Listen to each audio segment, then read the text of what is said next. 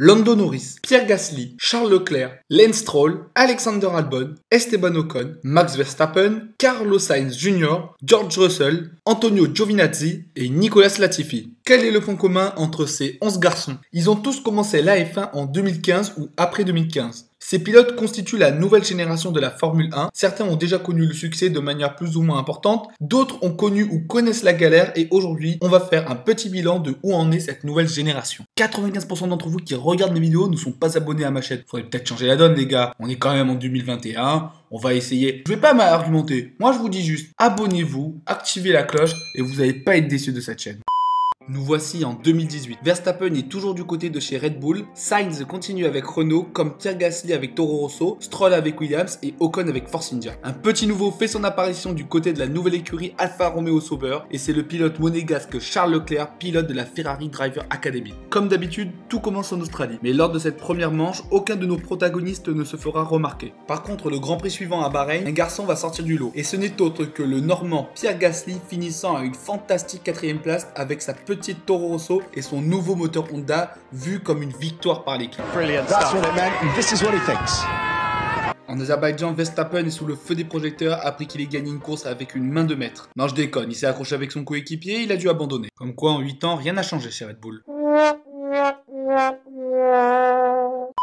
De son côté, le petit nouveau Charles Leclerc va marquer ses premiers points lors de cette course un peu folle en finissant à une superbe 6ème place et prouve déjà les progrès faits par Alfa Romeo. De son côté, Sainz fait son petit bonhomme de chemin avec sa RS18 où il finira lors des 8 premières courses, 7 fois dans les points et prouve aujourd'hui qu'il est un pilote régulier qui a appris lors de son passage chez Toro Rosso. Lors de la 9ème manche, Verstappen, encore en difficulté, va lancer sa saison avec une très belle victoire en Autriche sur les terres de Red Bull devant les deux Ferrari. À partir de cette course, le Néerlandais va prendre l'ascendant sur son coéquipier Ricciardo avec une victoire au Mexique alors que c'était l'Australien qui était en pole. Max finira 4ème du championnat à seulement 2 petits points de Raikkonen et presque 100 points d'avance sur Ricciardo. Une course va marquer la saison du Néerlandais. Au Brésil, alors qu'il menait la course facilement devant Hamilton et le reste du plateau, Verstappen se voit harponné par la Racing Point d'Ocon alors normalement à un tour du leader. Après la course, on assiste à un petit règlement franco-néerlandais lors de la pesée.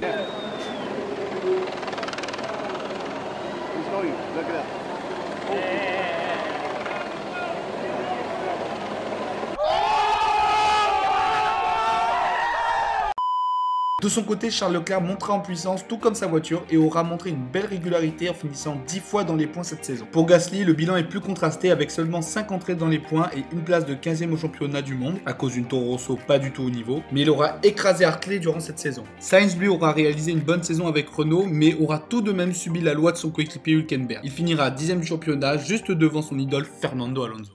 Voilà, cette vidéo est terminée. Hein? Stroll et Ocon? Ah là là, c'est vrai. Je ne parle pas de Stroll et Ocon durant cette vidéo parce que tout simplement, il n'y a rien à notifier de leur saison. Stroll s'est retrouvé avec une Williams inconduisible, lui permettant de rentrer dans les points seulement 2 fois. Et du côté de chez Ocon, à part l'accident de Verstappen, rien n'aura été important dans sa saison. Il n'a pas su répondre aux critères de battre Perez comme l'avait demandé Toto Wolff. Il va perdre sa place de pilote pour l'année prochaine puisqu'il va être remplacé par Stroll qui voit son père racheter l'écurie Racing Point. Et aucun autre baquet n'est disponible pour lui. Du coup, saison très très mitigée pour lui et vraiment, il n'y a pas de quoi en ajouter plus quoi, elle est pas bonne la saison et il n'a pas de beau baquet, je pense que voilà, c'est bon, il y a pas à dire pour Ocon, c'est une saison très très décevante quoi, après pourtant tout le potentiel qu'il avait montré lors des saisons précédentes.